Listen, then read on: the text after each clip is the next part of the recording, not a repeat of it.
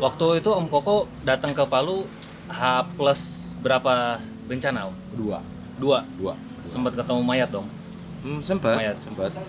Udah. Sayang waktu itu pas gua datang ke sana tuh udah tinggal bau-baunya aja. Ya. Nggak tahu gimana kondisi H plus 2, H plus 3 tuh ngerinya kayak apa kan. Cuman bicara relawan sendiri Om.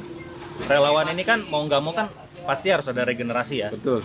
Nah itu gimana ya, maksudnya gue belum kebayang gitu, maksudnya ada orang yang apakah emang nyari wah di mana ada rekrutmen relawan nih gitu, atau emang dari si organisasi tempat relawan itu bernaung, gimana tuh membentuk regenerasinya, karena kan Indonesia ini kan kata Om Koko tadi sebelum kita syuting ini, Indonesia ini kan gudangnya bencana kan, jadi otomatis relawan itu harus ada terus gitu. Iya. Gimana? Jadi pembinaan itu bisa dilakukan oleh lembaga-lembaga yang ada di pemerintah gitu. Kita sendiri juga jangan pernah berhenti untuk bersinergi dengan siapapun, dengan organisasi, dengan komunitas, bahkan untuk kita menjaring relawan yang mau. Kita banyak kan dari teman-teman adik-adik kita lah, dari kakak-kakak kita seniornya pramuka, terus ada organisasi intrasekolah segala macam dari Mapala. Itu kita ajak bareng. Awalnya have fun gitu. Lu suka lu suka main air, main perahu, arung jeram. Ada loh teknik water rescue gitu kan. Lu yang suka lingkungan, biasanya konservasi untuk pencegahan bencana kayak gitu. Ya sudah, dari situ lu belajar tentang mitigasi. Disiplin ilmunya ada di sana loh, di BNPB, di Kementerian Lingkungan Hidup. Gitu. Untuk evakuasi SAR, disiplin ilmunya ada di sana loh, gitu. Di Basarnas gitu. Macam-macam, banyak lagi. Jadi kita menyatukan itu. Jadi terus transfer knowledge itu dilakukan. Kita mesti sadar bahwa apa yang kita mampu, apa yang kita miliki, kita harus berikan kepada orang lain yang mau, atau bahkan kita harus menyodorkan ke mereka. Jangan pernah capek. Lakukan saja. Iya. Nah, Om Koko sendiri fokusnya ke disiplin ilmu apa nih? Kalau misalkan kita bicara bencana darat lah, atau tsunami atau apapun itu ya bencana. Nah, Om Koko itu spesialisnya maksudnya di bagian apa gitu?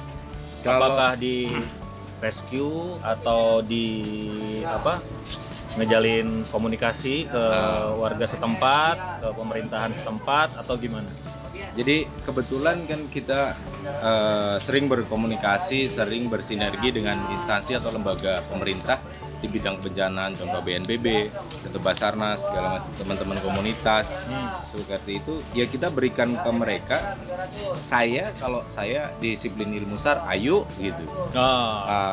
Tentang mitigasi bencana, tentang penanggulangan bencana secara keseluruhan, ayo berpikir bareng. Misalnya apa aja ayo, tentang disiplin ilmu SAR ini kan macam-macam. Ada water rescue, ada jungle, ada hack angle rescue, segala macam. Terus di kebencanaan juga ada 11 klaster gitu. Mulai dari shelter, logistik, segala macam. Itu banyak banget. Jadi kebetulan saya juga membuat metodologi tentang transfer knowledge di bidang ilmu SAR, disiplin ilmu SAR segala macam. Gitu. Yang paling suka berarti kalau bicara metodologi menanggulangi bencana, berarti itu kan dilakukan sebelum bencana, mungkin ya. Antisipasi kalau misalkan si daerah tersebut bakal ada bencana nih gitu. Iya. Paling suka yang mana? Yang pra atau yang pas bencananya? Kalau suka nggak suka sih nggak bilang. Paling seru deh kalau suka. Paling seru ya operasi SAR. Operasi SAR itu di mana kita harus berusaha secepat mungkin, secepat mungkin kita perhitungkan dengan matang untuk menyelamatkan orang lain gitu. Jadi kondisi membahayakan manusia, misalnya ada longsor, ada apa, ada orang yang hanyut segala macamnya, itu masuk ke dalam kategori operasi SAR gitu. Kayak contoh sekarang di sini, ini disiplin ilmu SAR tentang diving, penyelaman. Jadi misalnya kayak kemarin kasus pesawat jatuh di laut. Nah iya, gue sempat lihat story atau di berita gitu. Om Koko tuh ada di sana gitu pas yang di Karawang ya, pantai Karawang. Ya. Itu gimana sih ngerinya di situ? Itu nggak ada angin, nggak ada hujan, tiba-tiba jatuh aja kan. Maksudnya tiba-tiba ada berita itu aja. Padahal kan biasanya di mana gitu kan, di laut mana, tapi sekarang di Karawang. Itu gimana ceritanya waktu di sana? Ya, semengerikan apa gitu loh Om? Gue penasaran aja nih. Ya gimana ya, namanya bencana, musibah itu kan kita nggak bisa menentukan. Siapa panitianya nggak ada yang bisa tahu gitu. Tapi intinya kita harus siap. Kapanpun kita merasa bahwa kita luang, kita punya disiplin ilmunya, ya ayo datang, dan itu pasti seru. Serunya itu kepuasan kita sendiri saat kita bisa menyelamatkan, kita bisa menolong, itu beda rasanya. Jadi ada keseruannya di situ, di mana kita bisa menyelamatkan orang lain, kita bisa membantu orang lain, itu sangat seru. Itu susah dicari. Hobi apapun seru, paling seru itu.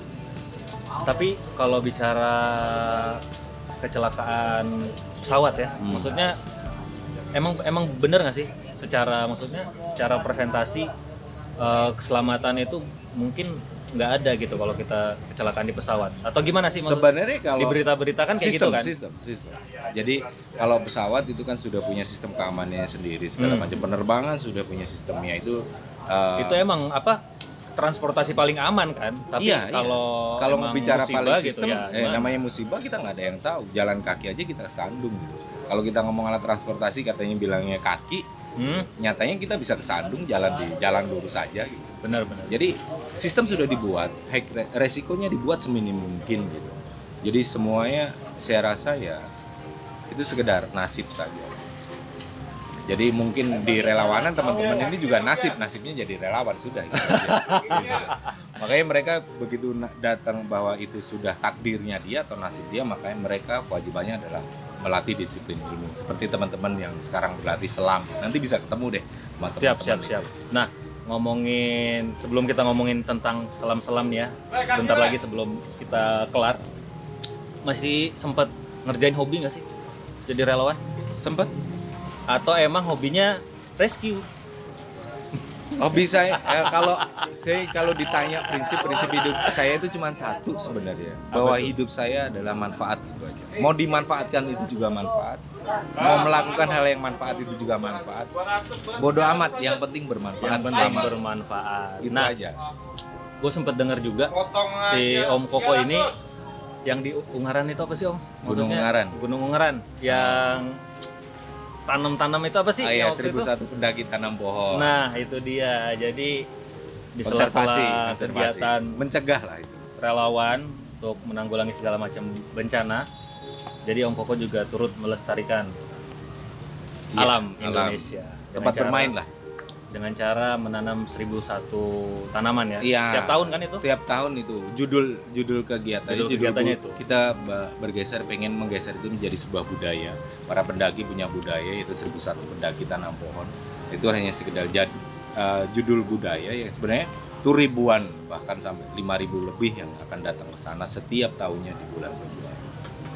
Gitu. Jadi kalau teman-teman penasaran gimana 1001 pendaki Gunung Ungaran nanam 1001 pohon juga, datang di bulan Februari. Kasih sayang sesungguhnya ada di sana. Iya. Keren. Nah, kalau kita bicara masalah air nih Om, harus ngobrol ke siapa lagi nih di sini? Ada. Kebetulan ada yang istilahnya kita bersinergi dengan teman-teman Rafauli, terus ada teman-teman Om Keli itu juga dari kita sahabat-sahabat kita dari IOF dan organisasi yang lain, ada Damkar PMI dan segala macam. Ini ada di sini belajar selam. Nanti bisa ketemu sama Om Keli. Om Keli yang lagi berkoordinasi dengan teman-teman untuk disiplin ilmu selam. Siap, belajar disiplin ilmunya satu, tapi orangnya dari berbagai lini dan berbagai organisasi. Yuk, nanti ya kita sekarang bakal intip-intip ke tempat gimana sih belajar diving dan lain-lain. Emang sebutuh apa sih, searjen apa sih seorang relawan itu harus bisa diving juga atau disiplin ilmu water rescue gitu ya. Thank you Om Koko waktunya. Sehat selalu. Jangan lupa bahagia. Ya enggak? Ya. Oke. Sip, nanti ya kita ke sana. Yuk.